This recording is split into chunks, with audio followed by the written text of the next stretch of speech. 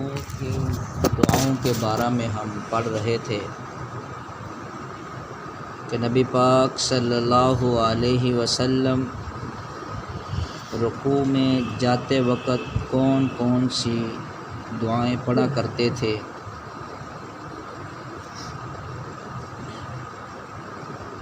آپ پڑھتے سبحان ربی العظیم، اور دوسری دعا جو ہم نے پڑھی سبحانک اللہم ربنا وبحمدک اللہم اغفر لی، یہ صحیح البخاری کے اندر موجود ہے۔ سیدہ عائشہ صدیقہ رضی اللہ تعالی عنہ نبی پاک صلی اللہ علیہ وسلم کے رکوع کو بیان کرتے ہوئے فرماتی ہیں کہ آپ اکثر اوقات اس دعا کو پڑھا کرتے تھے، سبحانک اللہم ربنا وبحمدک اللہم اغفر لی، اور سیدنا ابو ہریرہ رضی اللہ تعالی عنہ سے روایت ہے کہ ایک شخص مسجد میں داخل ہوا، رسول اللہ صلی اللہ علیہ وسلم مسجد کے ایک کونے میں تشریف فرما تھے۔ اس شخص نے نماز پڑھی اور رکوع، سجود، قومے اور جلسے کی رعایت نہ کی، اور جلدی جلدی نماز پڑھ کر رسول اللہ صلی اللہ علیہ وسلم کی خدمت میں حاضر ہوا اور آپ کو سلام کیا۔ آپ نے فرمایا وعلیکم السلام، اور آپ علیہ الصلاۃ والسلام نے فرمایا واپس جا کر پھر نماز پڑھ، اس لیے کہ تو نے نماز نہیں پڑھی۔ وہ گیا، پھر نماز پڑھی جس طرح پہلے بے قاعدہ پڑھی تھی، پھر آیا اور سلام کیا۔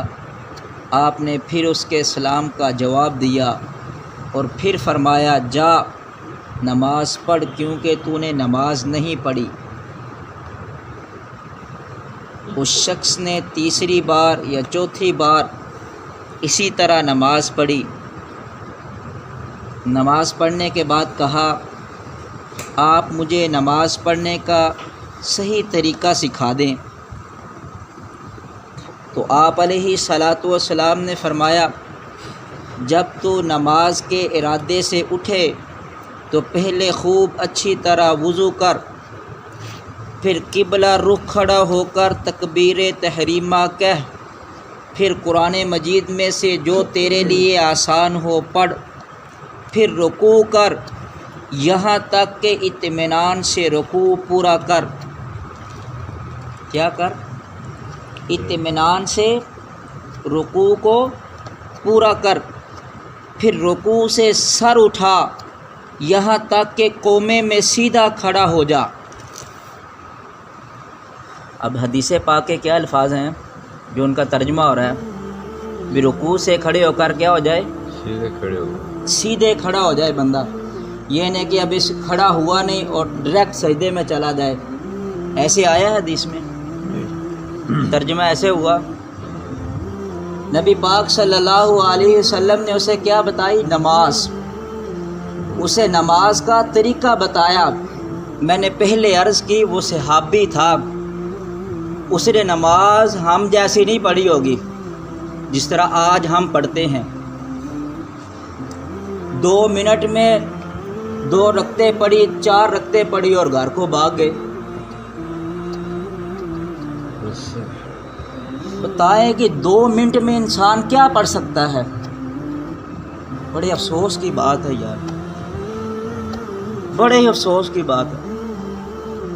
بار بار کہنا بھی اچھا نہیں ہوتا، بھی میں کئی بار کہ آج بندہ کام کاج مصروفیات چھوڑ کر مسجد میں کس لیے آیا؟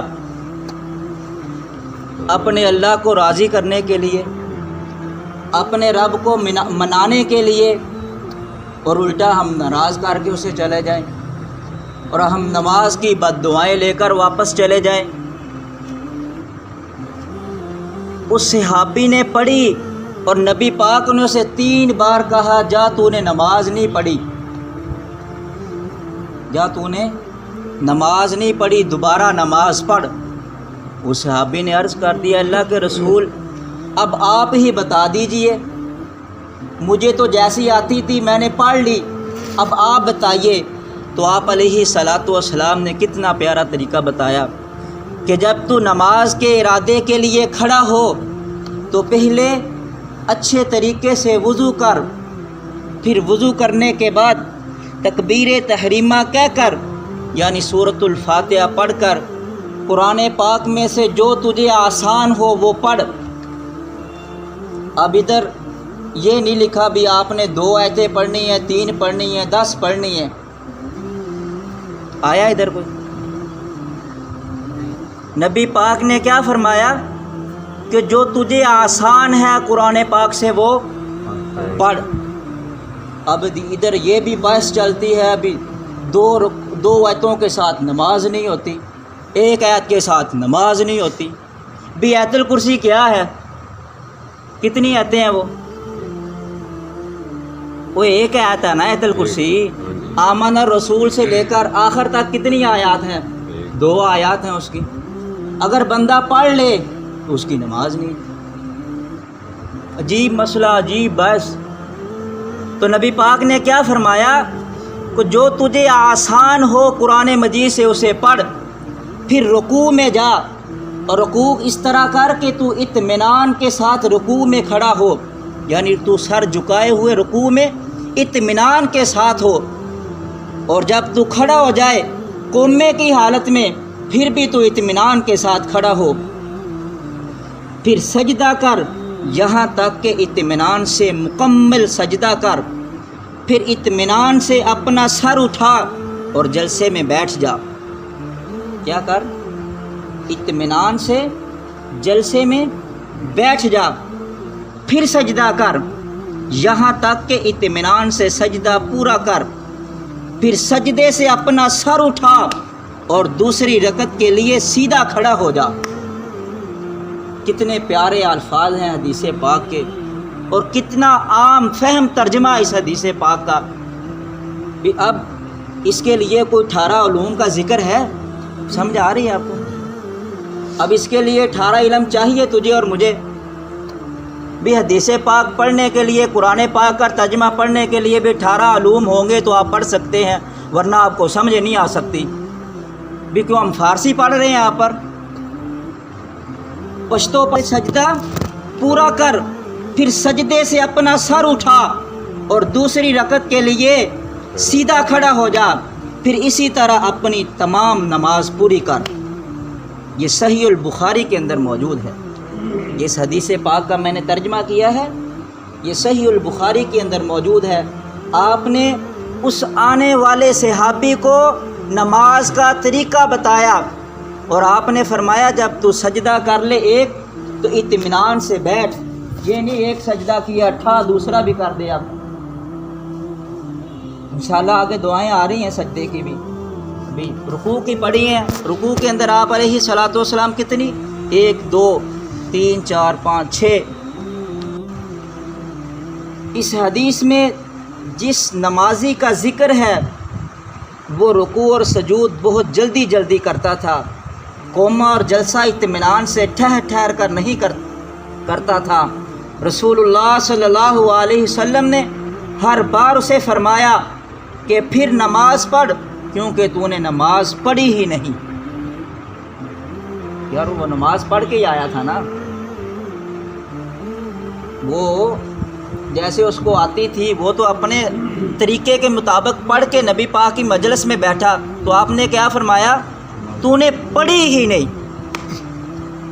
اب جو بندہ گھر سے آئے اور سورۃ الفاتحہ بھی نہ پڑھے، اور جو جلسہ استراحت ہے اس میں رب اغفر لی یا اللہم اغفر لی ورحمنی واہدینی یہ دعا ہی نہ پڑھے، یا سمیع اللہ لمن حمیدہ چپ کر کے سجدے میں گر جائے، ربنا ولک الحمد حمدا کثیرا طیبا مبارکا فی پڑھے نہ، تو پھر ہم اسے کیا کہیں؟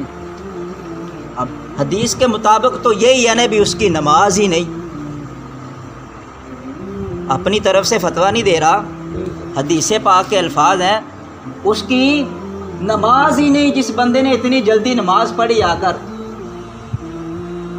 تو رسول اللہ صلی اللہ علیہ وسلم نے ہر بار اسے فرمایا تو نماز پڑھ، کیونکہ تو نے نماز پڑھی ہی نہیں۔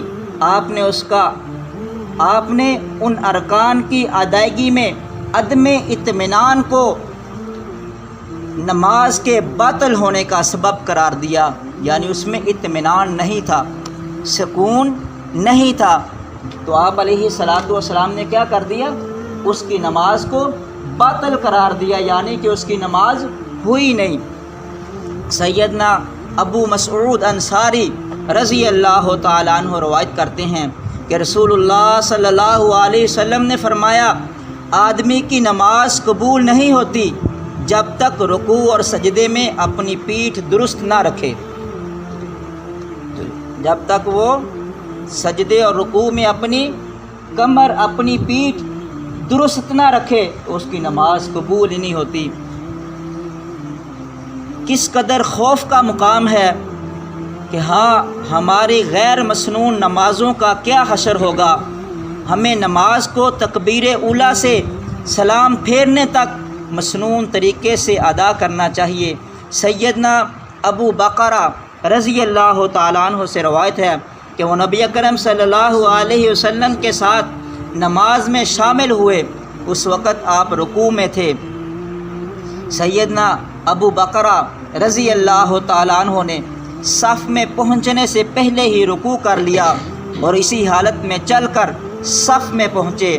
آپ علیہ الصلاۃ والسلام کو یہ بات بتائی گئی تو آپ نے فرمایا اللہ تیرا شوق زیادہ کرے، آئندہ ایسا نہ کرنا۔ اللہ تعالیٰ تیرا شوق زیادہ کرے، آئندہ ایسا نہیں کرنا۔ کیسے؟ یہ صحیح البخاری کے اندر موجود ہے۔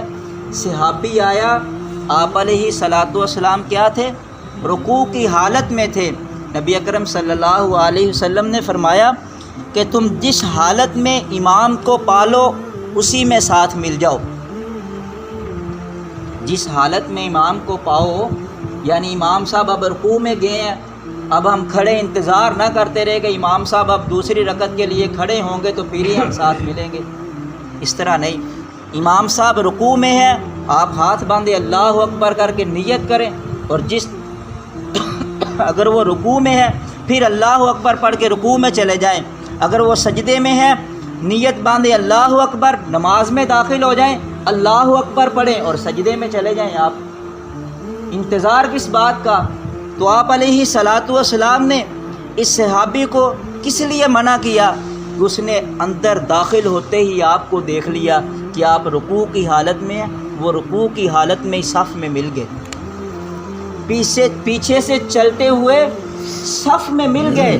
آپ علیہ الصلاۃ والسلام نے فرمایا تجھے شوق بہت تھا، اللہ تعالیٰ تیرا شوق اور زیادہ کرے، لیکن آئندہ ایسا نہیں کرنا، تم چل کر آؤ صف کے اندر، جس حالت میں امام کو پاؤ اسی حالت میں ساتھ مل جاؤ۔ اللہ رب العزت سے دعا ہے اللہ رب العزت ہم سب کو اپنی اصلاح کرنے کی توفیق عطا فرمائے۔ وما علینا الا البلاغ۔